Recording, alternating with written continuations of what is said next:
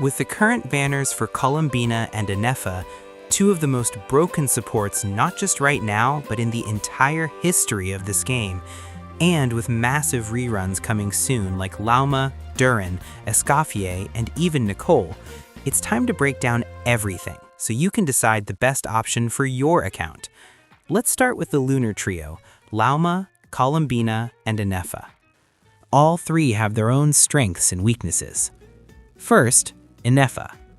Right now, Ineffa is arguably the single best Electro unit you can add to an account, purely because of the total value she brings.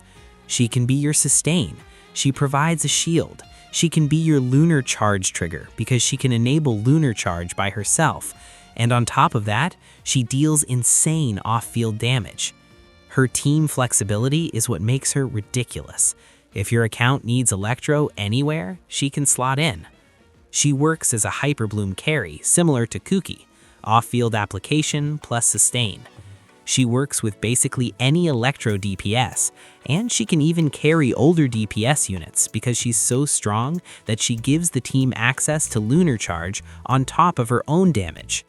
And of course, she pairs perfectly with lunar units like Columbina and Flins, which is why she's such an incredible unit, and honestly, a must-pull for almost every account. If you want the full deep dive, check the dedicated video. Also, we're running an 11K subscriber giveaway. More info is in the description.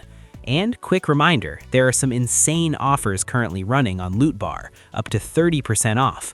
Use my link below, enter your UID and server, and your top-up should arrive in under a minute. Alright, coming back to the breakdown. Next, Lauma. Lauma is another nod-krai support, and she's arguably the best Dendro unit in the entire game, power creeping Nahida in almost every meaningful team right now. She works in almost every setup, mainly because her Dendro application is ridiculous, especially in multi-wave content. And because she also provides Dendro and Hydro resistant shred, she becomes insanely valuable in both burning and bloom-based teams. Right now, she has multiple premium directions. You can run her as the core Dendro support in a Bloom Shell. You can play her with Columbina, where Columbina can even act as an on-field DPS. She fits into Nilu teams, and of course, she's a monster in Hyperbloom. Basically, she does every single job you could ever want from a Dendro unit. And her value gets even higher if you already own a Dendro roster, because she can still add something like 30 to 40% more team damage, not just for Nefer, but even for older DPS units like Al-Hytham. She also works with Kinich, providing Dendro shred and even Thrilling Tales-styled buff setups depending on the team. Now finally, Columbina. She's not better than Lauma in Dendro-focused teams, and she's not better than Ineffa in Electro-focused teams. But what makes Columbina broken is that she can do both. She can trigger Lunar Bloom, she can trigger Lunar Charge. So she becomes a universal bridge support for multiple reaction archetypes, and a single character that can unlock lunar reactions across your roster. The downside is that while she works with everyone, the damage gap she adds might not be as massive as a specialist, like Ineffa for Electro teams or Lauma for Dendro teams. So if you can only pull one unit for a specific DPS, for example for Nefer, you would still usually prefer Lauma over Columbina. We'll rank all of these at the end, but before that, let's talk about Durin. Durin is another major support from nod-krai. And unlike the lunar units, he enables a completely different structure and kind of versatility. As a Hexenzirkel member, Durin provides 20% resistance shred for Geo, Dendro, Electro, and Animo when they react with Pyro. And that shred can be pushed even higher, up to 35% when you have two Hexenzirkel members on the same team. Now, unlike nod-krai units, which are usually designed with a very specific element and reaction in mind, Durin offers far more team flexibility. He works in a wide variety of teams, as an off-field DPS in Melt and Vape, and as a support or buffer in many other setups. We already made a full dedicated video purely focused on Durin teams, so definitely check that out if you want a deeper breakdown. That said, his versatility does come with some drawbacks. Right now, the only truly meta teams Durin has are Varka Overload and Burgeon teams with Lauma and Columbina. Outside of these two, even though Durin technically works with almost every DPS, he does not have any other broken top-tier teams. Even Arlecchino Overload, while strong, does not come anywhere close to the ceiling of newer meta teams.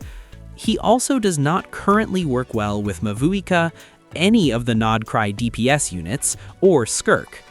Which raises a fair question: is Durin even that good right now?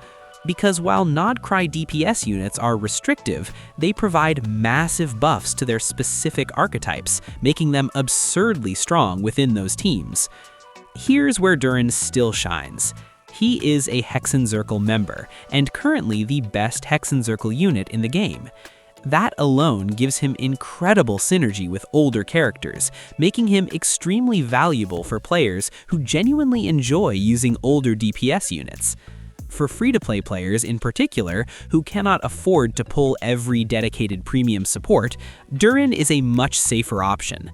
He can slot into many teams, work with a wide range of DPS units, and still comfortably clear endgame content. For example, while he is terrible in Mavuika Melt, he works perfectly fine in Mavuika Overload, or even Monopyro variants. And this flexibility applies to many other DPS units as well. On top of that, recent buffs to Varka and the confirmation that Nicole will be playable in the future significantly increase Durin's long-term value. He has real potential to synergize with future units, which gives players a strong reason to consider him as a long-term investment. We'll get to the final ranking in a moment, but before that, let's quickly talk about the last unit, Escoffier. Escoffier is also expected to get her banner in the upcoming version, and her situation is actually very simple. Her pull value depends almost entirely on your account. She has only one real team structure: freeze.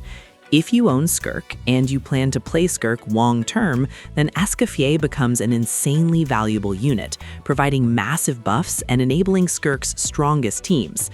But if you do not own Skirk, then Escoffier is largely a skip, especially when you compare her to other modern universal supports. For players who still want to use older DPS units like Ayaka or Ryothesly in Freeze, yes, she is currently the best option. But with ongoing HP inflation and future content scaling, I do not expect that value to hold long-term. So realistically, her only real reason to pull is if you own Skirk and want to commit to her for a long time. Now finally, let's talk about overall pull value. Right now, Columbina and Ineffa are on active banners. Escoffier is expected in version 6.4, followed by Lauma and Durin most likely in 6.5 and 6.6. That means most players will realistically be able to pick up at least one of these supports, especially if you are also pulling DPS units like Nefer or Varka. So who should you pull? If you already own a DPS, you should almost always prioritize completing their ideal support duo. If you have Nefer, Lauma is the clear choice. If you have Flins, then Ineffa is the best pickup. If you want to invest even further into those teams, then Columbina becomes the next logical step. You can also run powerful support pairings like Columbina plus Lauma in Dendro setups, especially Hyperbloom and Burgeon, or even full support trios like Columbina, Ineffa, and Lauma together in Hyperbloom. These supports are so strong that they deal massive damage by themselves. You can practically build a team with Durin, Lauma, Ineffa, and Columbina and still clear content even if you barely play. That alone shows how absurdly powerful these units are. You genuinely cannot go wrong pulling any of them. As for Durin specifically, his pull value will heavily depend on how strong Varka and Nicole end up being in the future. Right now, he does not have a single standout meta team that makes him an instant must-pull, and since his rerun is likely to line up with Nicole's banner, we'll be able to evaluate his true value much more accurately then. I hope this gave you a much clearer picture of the current support meta. We also made a similar video focused purely on DPS units, so make sure to check that out as well. And don't forget to participate in the giveaway. Till then.